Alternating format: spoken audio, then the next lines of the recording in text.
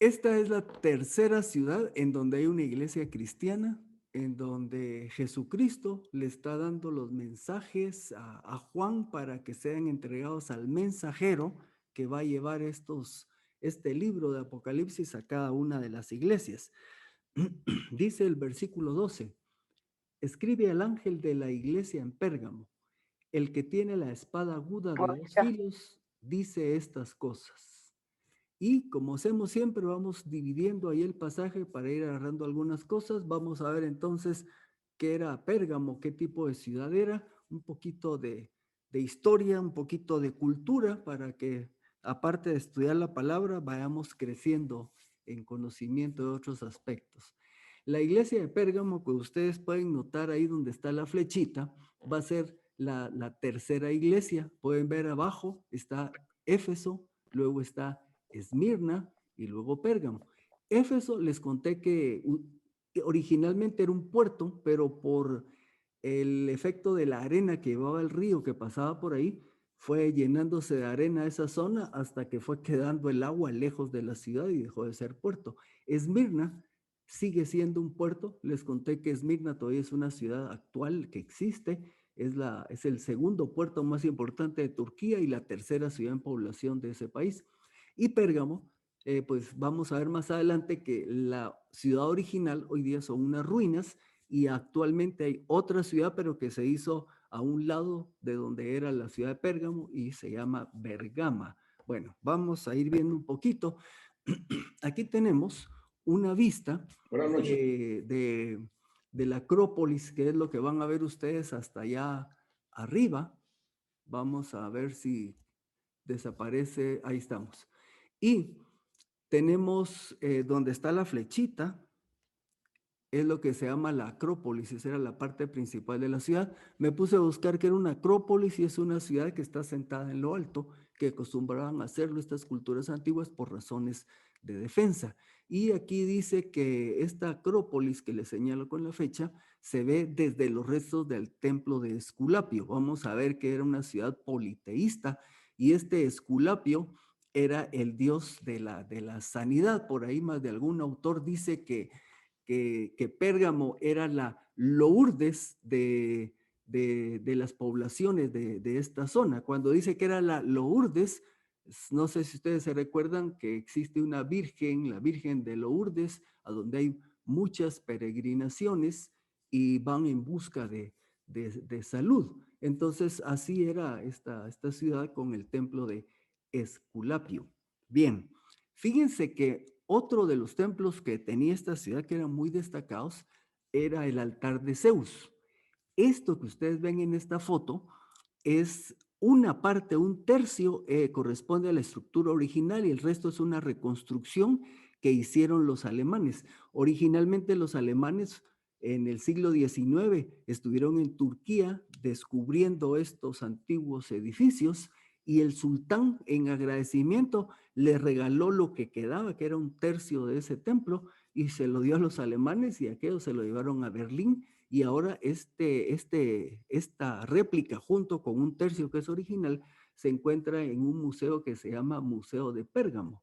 Así que interesante, vean el tamañón que tenía. Fíjense que por las medidas que era de 36 metros por 34, calculé que era más o menos nosotros allá en la iglesia tenemos 4 propiedades, pues más o menos solo este altar de Zeus ocupa el área de 3 de casi que es donde está el templo, el parqueo y casa club, ocupa este altar de Zeus.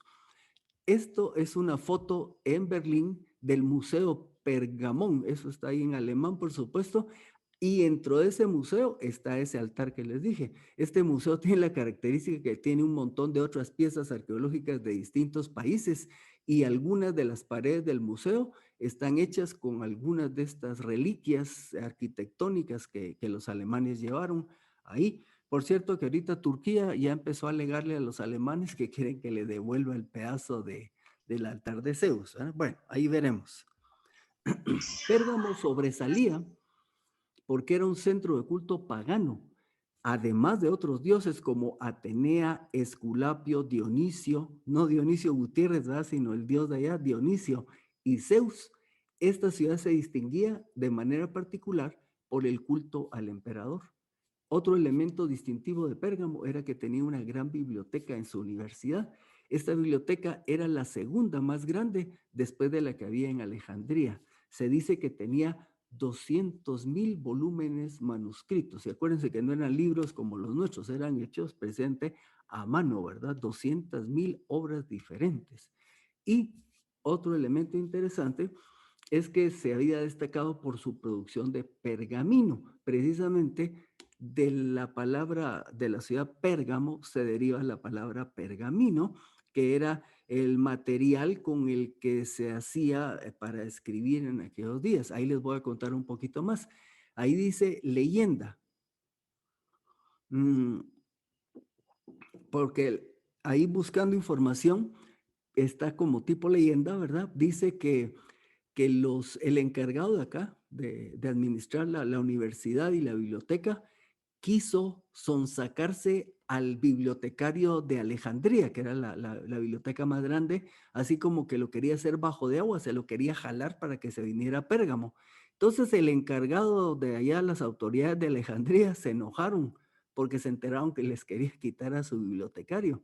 Entonces, por el enojo, prohibieron la exportación de papiro. Pues, Alejandría queda en el norte de Egipto y en Egipto era el mayor productor de papiro.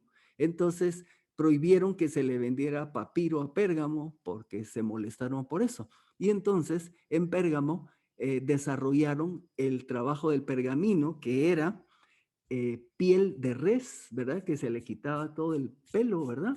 Se raía y se adobaba y estiraba y era con lo que se escribía en ella. Se usaba también para forrar libros y otros usos. Pero cuando nosotros oímos pergamino, ¿verdad? Pensamos que es papel, pero en realidad era piel de res. Y fue así como se destacaron en esto. Muy bien.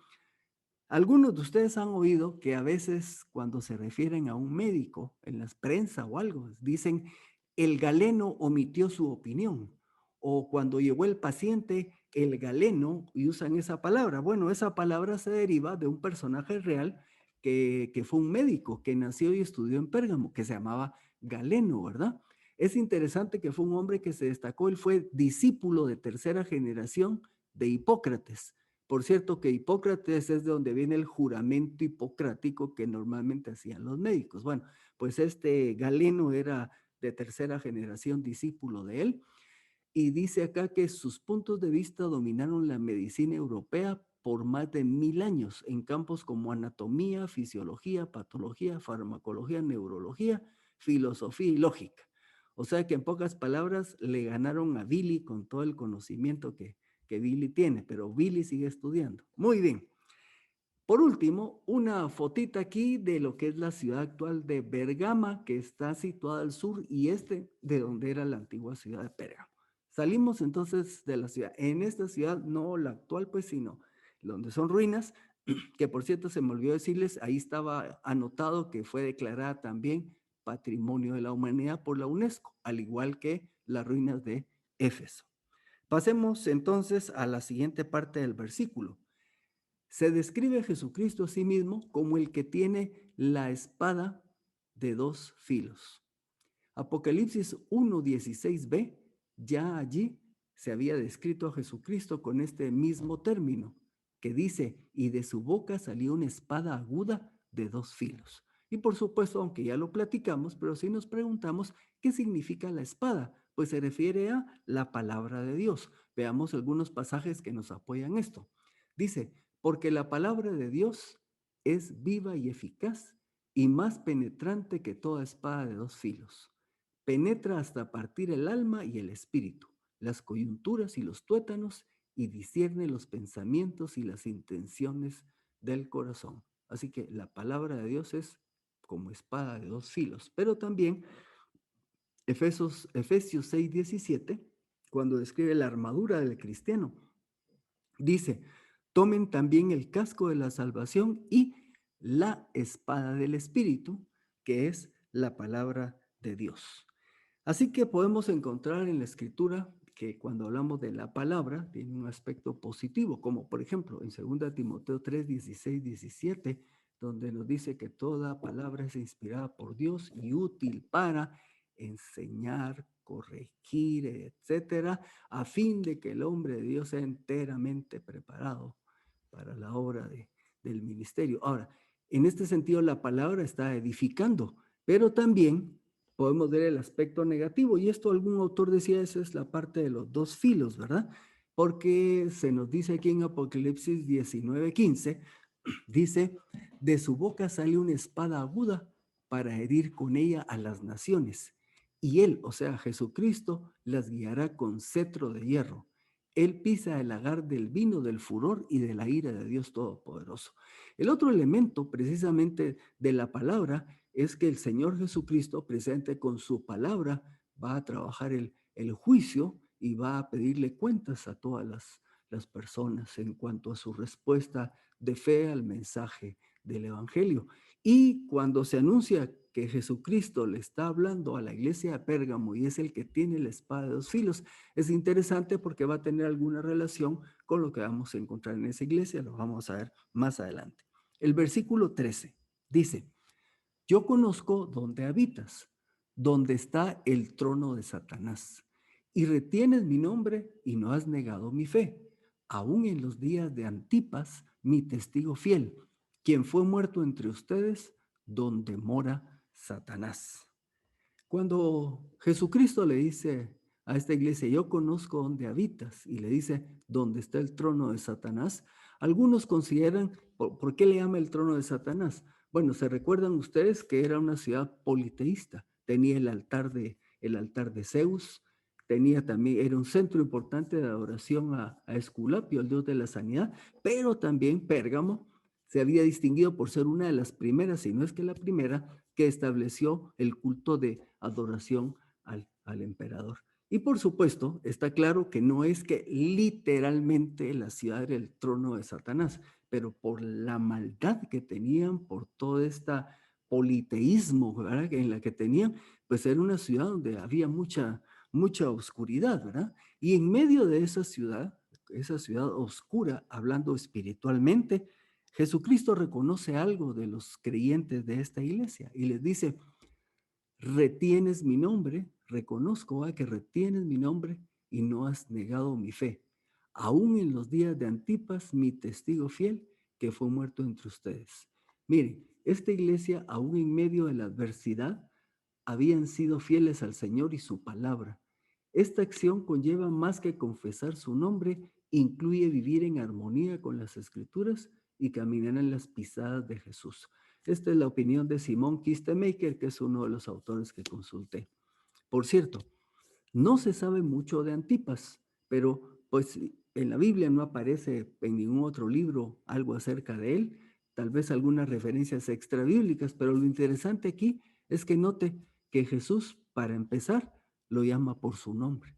O sea, Antipas era un creyente que vivía en Pérgamo y había muerto como testigo. Y Jesucristo lo llama por su nombre, pero también lo designa como testigo fiel.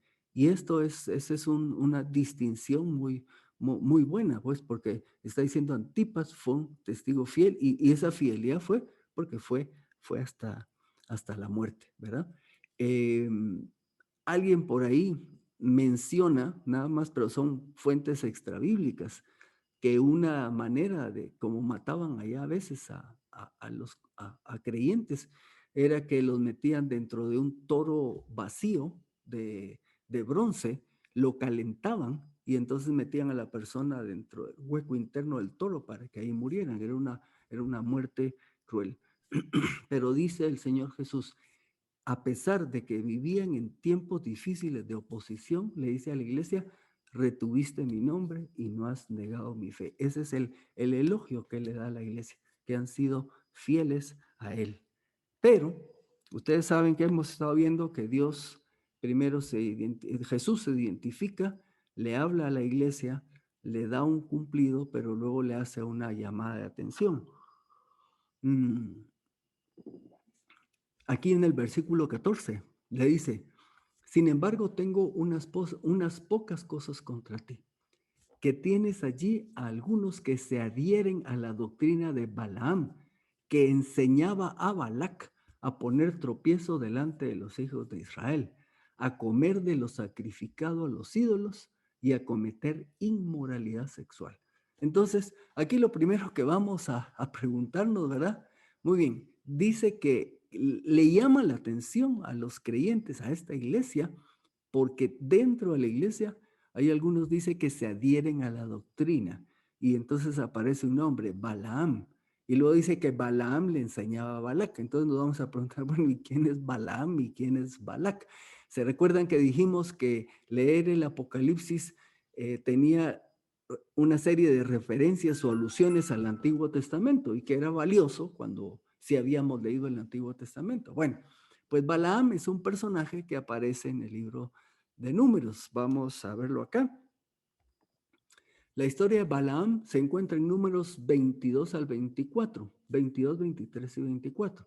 Este Balaam era un profeta a sueldo, no era judío, ¿verdad? Y eso que dice profeta a sueldo, pues este era el que le profetizaba, el que le pagara, ¿verdad? Y Balac era rey de los moabitas.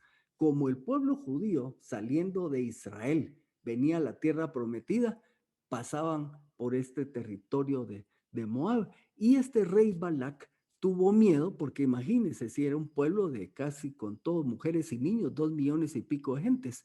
Y entonces vino Balac y mandó a sus emisarios a hablar con Balaam para que maldijera al pueblo de Israel. Y lo que buscaba era que al maldecirlo, pues entonces que no pudiera tener ninguna interacción con el pueblo de Moab y los madianitas y que les causara cualquier tipo de problema. Pero esto no sucedió, pese a que le mandó buena cantidad de plata y todo. Dios intervino y cada vez que Balac se supone que iba a maldecir al pueblo de Israel, lo paró bendiciendo porque Dios hizo que así fuera. Así que por lo menos en 3 ocasiones Balac trató de que Balaam maldiciera al pueblo y no se pudo. Y termina por ahí el capítulo 24 diciendo que Balac se fue por su lado y Balaam por su lado. Pero ahí no termina la historia. Cuando llegamos al capítulo 25, nos dice, Israel acampó en Sittim y el pueblo empezó a prostituirse con las mujeres de Moab, las cuales invitaron al pueblo a los sacrificios de sus dioses, y éste comió y se postró ante sus dioses. Israel se adhirió a Baal de Peor, ese era un dios, ¿verdad? Y el furor del Señor se encendió contra Israel. Ustedes se recordarán que Dios quería que el pueblo se mantuviera, por ejemplo, hombres y mujeres se casaran dentro del mismo pueblo. Dios le decía a los hombres de Israel que no se metieran con las mujeres de los pueblos que iban conquistando, precisamente porque uno de los riesgos era de que estas mujeres desviaran el corazón de los hombres hacia sus dioses y que dejaran a Jehová, el Dios de Israel. Bueno, esto es lo que estamos viendo aquí en este pasaje, que fue lo que pasó. Por un lado, dice que invitaron al pueblo a sacrificios de sus dioses, sacrificaban animales a esos dioses, después comían de esa comida y por otro lado se pararon involucrando también con esas mujeres. Muy bien, recuérdense que en el pasaje que estamos viendo, dice en Apocalipsis que este Balaam desviaba o hizo que las mujeres hicieran esto. Yo cuando leí esto dije, pero en la historia del 23, 24, 22, no veo eso. Lo que pasa es que aparece más adelante. Dice, he aquí ellas fueron las que vinieron a los hijos de Israel. Se refiere a las mujeres de aquí de Moab y de Madián. Pero oiga lo que dice ahí, Números 31, 16, por consejo de Balaam, para que ellos actuaran contra el Señor en el asunto de Baal Peor, por lo que hubo mortandad en la congregación del Señor. O sea, aquí está claro, aquí en este versículo, que Balaam aconsejó, ¿verdad? Fue el que aconsejó esta estrategia de que por medio de las mujeres se metieran con los hombres de Israel para desviarlos, para debilitarlos. Y entonces por eso ahora en Apocalipsis el Señor Jesús le está diciendo, No es que Balaam estuviera ahí dentro de la iglesia, sino era la doctrina de Balaam, que era el que se empezara a meter el mundo, por así decirlo, dentro de la iglesia. En la iglesia gentil, desde hacía muchos años, había instrucciones claras en cuanto a estos asuntos. Ustedes quizás se recordarán allá en Hechos 15, cuando Pablo llega a presentar a los líderes de la iglesia de Jerusalén que se estaban convirtiendo gentiles y que habían algunos judíos creyentes que estaban presionando para que los gentiles como que se judaizaran, que adquirieran todos los ritos de los judíos. Y entonces la postura de Pablo y Bernabé era que no, ¿verdad? Que había que llegar a un acuerdo. Entonces al final en el Concilio de Jerusalén se define que, y esto es lo que está aquí entre paréntesis, se le indica a los cristianos gentiles que se abstengan de las cosas sacrificadas a los ídolos, de sangre, de lo estrangulado y de inmoralidad sexual. Si se guardan de tales cosas, harán bien para que les vaya bien. Así que, en pocas palabras, viene Jesucristo y le llama la atención a la iglesia de Pérgamo, porque tenían dentro de la iglesia personas que estaban desviando a otros creyentes a prácticas que involucraban participar de comer de los sacrificados a los ídolos, que sí se hacía en esas ciudades. Se recuerdan que con estos dioses tenían sacrificios y pues mataban toros y esos animales y después de matarlos comían y era parte de su intrincado sistema religioso, con lo cual obviamente un cristiano no podía participar, pero no solo eso. Si ustedes ven aquí, el concilio recomienda que también se cuiden de la inmoralidad sexual. Estos templos de los paganos, digamos, ahí de la cultura griega y romana, dentro de estos templos había lo que se llamaba la prostitución religiosa. Eran templos donde había mujeres que como parte del sistema de su adoración de dioses, algunas de estas mujeres, por ejemplo, servían a los que llegaban ahí, cobraban y con ese dinero se sostenían las actividades del templo. Así que dentro de esta iglesia esto se estaba metiendo. Ahora, podemos preguntarnos, ¿cómo fue que pasó esto? O sea, ¿cómo es posible que dentro de una iglesia cristiana se estuviera dando una situación de estas? Bueno, algunos de los que estamos en este estudio participamos en el estudio de Primera de Juan. Ahí vimos que empezaba por esa región, ahí y fue en Éfeso precisamente, la influencia de los primeros gnósticos. Ellos enseñaban, por ejemplo, una de sus enseñanzas era que había una división entre el espíritu y la parte humana y habían distintas, digamos, tendencias. Unos de ellos decían, mira, lo que hagas con el cuerpo no afecta porque es lo humano y lo físico y no afecta tu vida espiritual. Entonces, ¿cómo era posible, ustedes dirían, cómo era posible que un creyente estuviera participando en este tipo de hechos?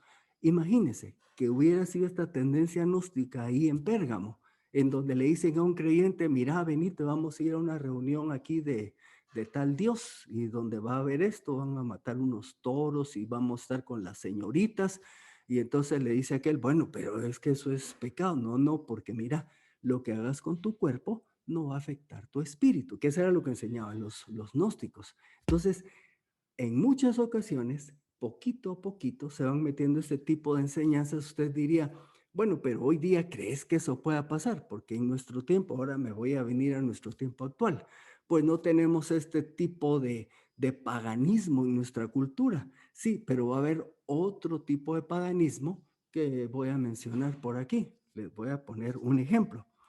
Hace muchos años, con algunos hermanos en la fe, a algunos se le ocurrió que como éramos casados, o sea, parejas, esposos y esposas, a alguno de ellos, a alguna de esas parejas se le ocurrió que como éramos casados, pues que qué pasaría si mirábamos una película triple X, ¿verdad?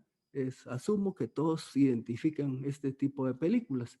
Y entonces por ahí uno de ellos en una cena, pues rentó una película y se estaba proyectando ahí en la televisión. Pero eso, eso no era algo, cuando nosotros vimos a la luz de las escrituras, Eso no era algo que podríamos hacer los creyentes, pero el argumento era que como éramos casados y estaba el esposo y la esposa, que cuál era el problema. Ustedes saben que eso no iba a edificar a los esposos ni a las esposas, ¿verdad? Pero se estaba dando en el contexto de parejas cristianas que se reunían. Entonces eso pues paró. Les voy a comentar otro ejemplo. Estos son ya de nuestra época. Fíjense que pasó hace un buen número de años. Un hermano en la fe se iba a casar.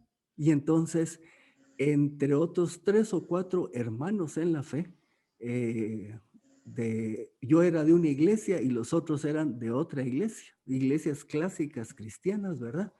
Entonces, una noche quedamos de reunirnos para tener una despedida de soltero. El plan original era llevarlo a un restaurante donde hubiera música y invitarlo a comer.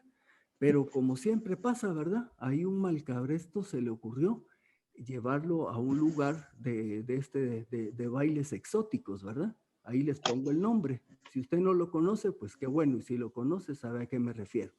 Pues fíjense que la idea era llevar al hermano en la fe, los otros hermanos en la fe, a un lugar de danzas exóticas, lo cual pues no era edificante. Me recuerdo que íbamos todos en un mismo carro, un carrón enorme, ¿verdad? Y entonces cuando se estacionaron frente al lugar, y ahí fue donde yo me di cuenta de las intenciones que tenían los otros. Entonces yo iba sentadito atrás y yo me recuerdo que yo era diácono de mi iglesia, ¿verdad? Y entonces se bajan. Y entonces el que manejaba, le dije, mira, yo prefiero quedarme acá. Y les cuento esto, no porque fuera el super santo ni nada, soy un hombre redimido, pecador, redimido por el Señor. Pero dije, oh, no, eso no está bien que nosotros entremos a un lugar de esos. Y entonces le dije, yo me quedo aquí entre el carro y me espero para cuando vayamos a cenar. A los 5 minutos venían de regreso porque el que iba manejando les dijo que yo no había querido entrar y se chiviaron porque éramos creyentes, me explico, y ya no entraron a ese lugar. Ahora, les estoy contando estas cosas porque así por poquitos, me explico, los creyentes podemos parar metiéndonos con el mundo. Imagínense que si yo me bajo, seguro que todos caemos ahí en una actitud que no le hubiera dado honra al Señor, ¿verdad? Y entonces regresamos al plan original y nos fuimos a cenar, ¿verdad? Pero ya se imagina qué hubiera pasado si cedemos. Bien, Little Rose era una dama que era una madre soltera, tenía 2 hijos de 2 papás diferentes. En teoría se convierte, es bien recibida dentro de la congregación, le empiezan a tratar bien, va la hermanita que aceptó al Señor y todo. Y de pronto la hermanita tenía un problema en su casa y un hermano se ofreció, le arregló una tubería. Otro día, no sé qué, tenía que poner unos cuadros y otro hermano se ofreció para irle a poner los clavos. Y entonces por ahí con alguna de las esposas noté yo ya la molestia, ¿verdad? Entonces me tuve que reunir con los varones para decirles que no era factible que estuviéramos con el ánimo de servir. Podíamos ponernos en peligro como varones y poner una situación difícil para nuestros hogares. Y por ahí uno de ellos pues reconoció que alguna vez había llegado en la mañana a ayudar en una tarea física, ¿verdad? Pero estaba solo él y la señora, no pasó nada, pero gracias a Dios intervenimos a tiempo. Había un peligro de que el mundo se metiera dentro de la gente de una iglesia. Menciono otras cosas. He notado, por ejemplo, en la comunidad juvenil, de creyentes de distintos lugares en donde se ha empezado a hacer costumbre tener reuniones y ciertas celebraciones con bebidas espirituosas. El que tiene oídos para oír, oiga, ¿verdad? Bebidas espirituosas no es nada espiritual, así se llama, son bebidas alcohólicas, pero hay algunos grupos de creyentes que ahora de rutina, para tener una reunión de X tipo, social o algo, están llevando trago como lo hace cualquier otra persona que no tiene al Señor. Entonces, No estoy hablando predicando contra el licor, sencillamente la manera de hacerlo se está volviendo como que si no hay licor no pueden tener una reunión cariñosa, alegre y todo lo demás. Otros hermanos se están dejando llevar por el estatus. Por ejemplo, el trabajo, el producir plata, el tener propiedades, eso los está absorbiendo. Y menciono esto porque obviamente el pasaje en el momento de la iglesia de Pérgamo, el problema era que participaran en ritos religiosos de dioses paganos y que se pararan involucrando sexualmente con mujeres de esos ritos. Pero en nuestros días, pues ustedes dirían, bueno, no ese es el problema, sí, pero aquí les traigo otros. A ver, en pocas palabras, si se los puedo resumir así, la doctrina de Balaam es el mundo infiltrándose en la iglesia con su modo de pensar y de actuar. Esa es la doctrina de Balaam. Eso es lo que le estaba pasando a Pérgamo. Poquito a poquito se habían estado metiendo estas personas, jalando hermanos a conductas tanto de pensamiento como de obra que no honraban al Señor. Ahora, salgo de esta sección. ¿Qué tanto creen ustedes que nos está afectando el mundo en cuanto al trabajo, los estudios o eventos sociales comparado con el servicio a Dios? Hoy día es fácil dejar de congregarnos por razones del trabajo, por razones del estudio, porque tenemos este u otro evento social. Entonces es interesante, aquí solo es reflexionemos, ¿verdad? Hoy día ninguno de nosotros le diría a un estudiante, bueno, tenés que estudiar para un examen mañana, está bien, no, está bien que no vayas a la iglesia. La pregunta es, ¿hasta dónde estamos nosotros cediendo?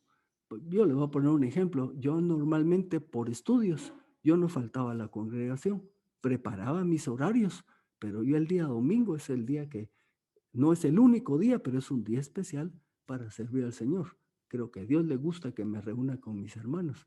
Y en mis días de estudiante, yo no falté a reunirme el día domingo con mis hermanos por mis estudios, pero ya he visto que ahora hasta en mi casa ha pasado eso. Otros, el trabajo, bueno, 10,000 cosas. Mucho cuidado. Bueno, asimismo dice, tú también tienes a los que se adhieren a la doctrina de los Nicolaitas, versículo 15. Se recuerdan que con los efesios vimos en la iglesia de Éfeso, vimos que también aparecen los Nicolaitas. Y en este caso, en Éfeso, Jesús le dice que lo reconoce como algo bueno porque le dice que rechazas, odias a los Nicolaitas como yo también los rechazo o los odio. Pero solo menciona eso. Dijimos que íbamos a tratar de platicar un poco más de ellos. John MacArthur se expresa así. Él dice, los nicolaitas también enseñaban que los cristianos podían participar en las orgías paganas. Ellos sedujeron a la iglesia con la inmoralidad e idolatría. John MacArthur y alguno que otro autor coinciden en que en este pasaje los que siguen la doctrina de Balaam y los nicolaitas formaban parte de un mismo grupo y unen a los nicolaitas con esa tendencia mundana de jalarse a los cristianos a esas orgías paganas y en cuanto a la inmoralidad de tipo sexual y la idolatría. Entonces, una postura de los nicolaitas es que hacían equipo con los que enseñaban la doctrina de Balaam. Ahora, hay otras dos posturas, solo las menciono, pero para que las conozcan. Algunos dicen que los nicolaitas eran seguidores de Nicolás, es uno de los 7 que escogieron allá en Hechos 6 para servir a las mesas de las viudas de origen griego. Pues algunos dicen que Nicolás se desvió y empezó a enseñar que por la gracia de Dios se podía hacer lo que uno quisiera siempre y cuando uno siguiera buscando a Dios, pero podías hacer cosas malas, pero como Dios es Dios de gracia, entonces mientras que lo estuvieras buscando, entonces podías hacer lo que quisieras. Ahora, esta postura, yo en lo personal, no estoy de acuerdo porque la siento muy jalada. Y si ustedes se van a Hechos 6, van a ver que ahí se dice, los apóstoles dicen, consigan a 7 varones llenos del Espíritu Santo y de buen testimonio. Así que yo creo poco probable que uno de estos varones con esas características se haya destrabado como para que fuera el cabecilla de un grupo como estos, pero por ahí aparece esta información. Hay otros que dicen que Nicolás, o sea, no es nada que ver con el servidor este de Hechos 6, sino que Nicolás, y lo verifiqué, la palabra Nicolás está formada de dos palabras que son Nicao y Laos. Y Nicao es conquistar y Laos se refiere a los laicos. Quiere decir entonces Nicolás conquistará a los laicos. Entonces dicen que este grupo de nicolaitas es el movimiento que se estaba iniciando para hacer la diferencia entre el clero y el laicado. Eso quiere decir la diferencia entre los que iban a ser los líderes de la iglesia y el resto del pueblo. Ahora, si ustedes dirán, bueno, ¿y eso qué problema tiene? Según estos autores que dicen esto, dicen que esto fue lo que llevó al final, después de algunos siglos, al sistema de la Iglesia Católica con su sistema del clero, que solo ellos pueden conocer y administrar las verdades espirituales y el resto del pueblo tiene que seguirlos. Estas dos cosas que noto en esta diapositiva, yo no las soporto mucho porque me parece que son un poco jaladas, pero están ahí en la literatura. Yo voy más de la mano quizás con lo que dijo MacArthur, ¿verdad? Que estos nicolaitas hacían equipo con los que enseñaban la doctrina de Balaam, que era alejar e influir a los cristianos para que participaran en las actividades del mundo pagano de ese momento. Y para nosotros, lo veremos más adelante, la implicación que tiene. Muy bien. Versículo 16. ¿Qué le dice Jesús a la iglesia de Pérgamo? Arrepiéntete, pues de lo contrario vendré pronto a ti y pelearé contra ellos con la espada de mi boca. Bueno, por tanto, arrepiéntete. La palabra arrepiéntete viene de un vocablo que es metanoeo, y esto quiere decir cambiar de actitud, cambiar la manera de vivir. En pocas palabras, les está diciendo a los hermanos de la iglesia, muy bien, ustedes han permitido que estos fulanos vengan a influenciar aquí a la congregación para meterlos en la mundanalidad. Entonces, ¿qué le pide Jesús? Cambia de actitud, cambia de manera de vivir, arregla ese asunto. Bueno, de lo contrario le dice, vendré pronto a ti. Esto de vendré pronto a ti implica que su falta o pecado fue tolerar esos grupos y no aplicar la disciplina correspondiente. Y por eso eran corresponsables de esos pecados y sujetos a la disciplina del Señor. Hace algunas clases, no me recuerdo si fue en Apocalipsis o en Primera Juan, una hermana me preguntó qué haríamos en el liderazgo de la iglesia si de pronto vemos que alguien que está en algún ministerio está teniendo una vida de pecado, ¿verdad? Entonces le dije, bueno, por supuesto que en el momento que nos enteremos, pues que sepamos de algo, lo primero que hacemos es que le pedimos que deje de estar en ese ministerio en el que está sirviendo y por supuesto procedemos a averiguar qué es lo que está sucediendo, ¿verdad? Y si estamos hablando de que está en una situación de pecado, pues seguimos el proceso que enseñó Jesús. Normalmente es una persona se acerca y le dice, estás cometiendo este pecado, te invito a que cambies de actitud. La persona no hace caso, entonces viene y llama a 2 o 3 testigos y le vuelve a llamar la atención para llamarlo a que se arrepienta y que cambie. Viene el hermano o hermana y no cambia, y entonces el último proceso, como lo enseñó Jesús, es presentarlo a la congregación, y si no quiere cambiar, entonces tenerlo como gentil o publicano. Entonces, a esta iglesia lo que le había faltado era precisamente detectar esas falsas enseñanzas y aplicar la disciplina. Vamos a ver qué quiere decir también, y pelearé contra ellos con la espada de mi boca.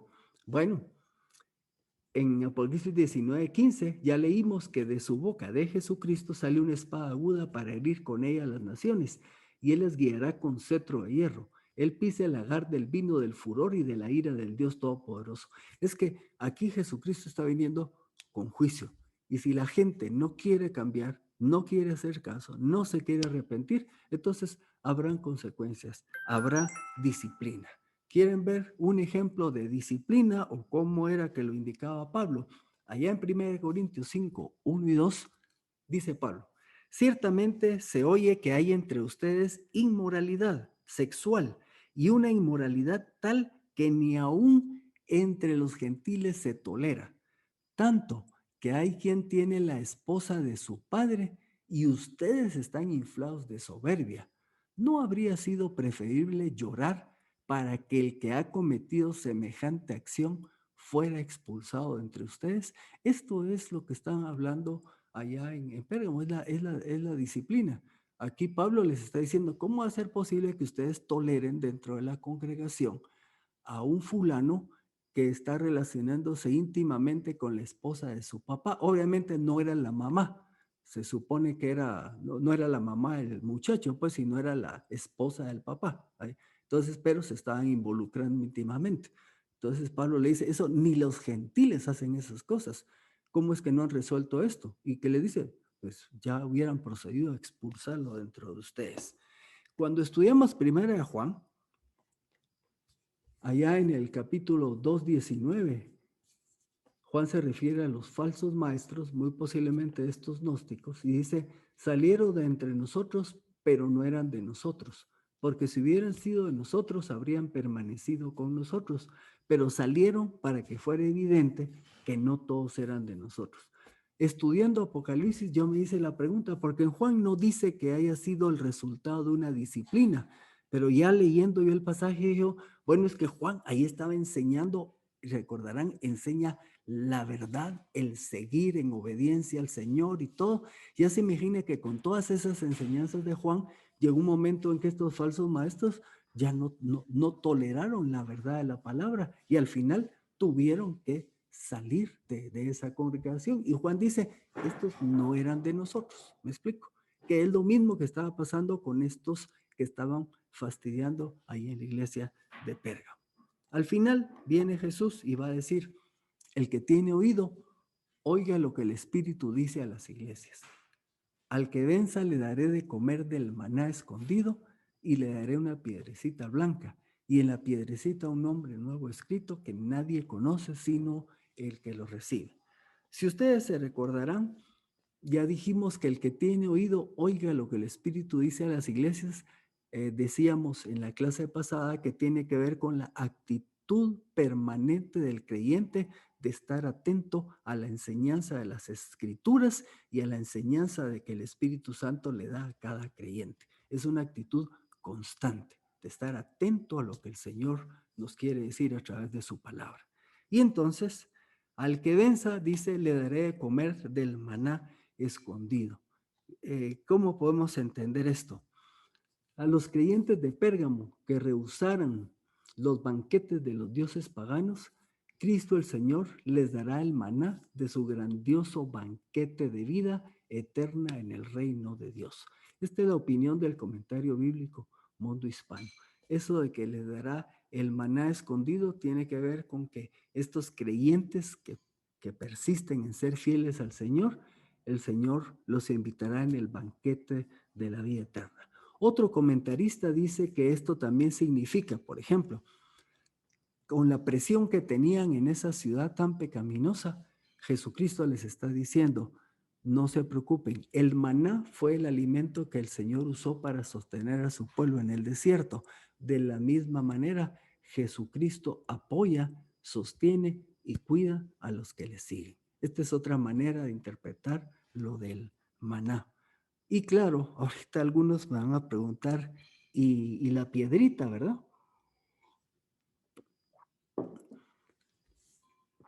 Hay algunas cosas que salen de este tema. Dicen que en estas culturas antiguas, tanto griegas como romanas, se usaba una piedrita como una manera, como un ticket de admisión a un banquete especial. Entonces, si había un banquete especial, al invitado le daban una piedrita y con esa era que podía entrar. Otros dicen que también en los juicios se utilizaba para votar. Entonces eran unas piedritas, mencionan que habían piedritas blancas y negras. Si los que juzgaban sacaban piedritas blancas, era que el acusado era absuelto, o sea, declarado inocente. También se utilizaba en la victoria deportiva de un atleta. Al que ganaba le daban una piedrita blanca y ese era su distintivo de que había ganado. Y también usaban la piedrita para darle la prueba de libertad a un esclavo. Bueno, es difícil determinar con exactitud el significado de esta piedra, pero el contexto indica que debería entenderse como un simbolismo que representa el triunfo final o la entrada al cielo del creyente en Jesucristo. En pocas palabras, cuando aquí Jesucristo dice que le dará una piedrita, se está refiriendo a este evento que dice es como un símbolo de que al final hay triunfo y que hay acceso y entrada al cielo de parte del creyente en Jesucristo. El último elemento que menciona ahí es que esa piedrita tiene un nombre nuevo, ¿verdad? Por ahí oyendo un mensaje les preguntan al predicador cuál es ese nombre, pero el pasaje dice que es un nombre que nadie conoce, ¿verdad? Sí conoce, pero algunos opinan que ese nombre podía ser el nombre de Jesucristo y otros que será un nombre nuevo para el creyente, pero un nombre nuevo en el sentido de diferente. Y utilizan el ejemplo de Jacob, que con su cambio de actitud le fue cambiado su nombre de Jacob a Israel. O ponen el ejemplo de Abraham, que le fue cambiado el nombre por el de Abraham. Por eso es que los comentaristas dicen que no es un nombre totalmente nuevo, sino diferente. Bueno, en fin, aquí no podemos ser muy rígidos, solamente vemos las opiniones de lo que esto significa. Vamos a ir terminando y entonces quiero dejar esta idea con ustedes. Lo más relevante que podemos sacar esta noche es esto: mantener firme mi testimonio en Cristo y no dejar que el mundo, y entre paréntesis, los deseos de la carne, los deseos de los ojos y la soberbia de la vida, se meta en mi vida y en mi iglesia. O sea, debo de estar vigilante, que no me pase como pasó allá en Pérgamo, que poco a poco el mundo, como lo describe Juan, los deseos de la carne, los deseos de los ojos y la soberbia de la vida, se me vaya metiendo sutilmente y yo empiece a cambiar. O bien mi iglesia local, nosotros como miembros de una comunidad, debemos estar vigilantes de que no nos suceda que empiece a haber gente que empiece a meter ideas, pensamientos que vienen del mundo, y esos ideas y pensamientos pueden llevar a conductas y acciones que alejan a los creyentes del Señor. Vamos con esta idea a ir finalizando la presentación, a dejar de compartir y entonces vamos a proceder a nuestro tiempo de preguntas. Así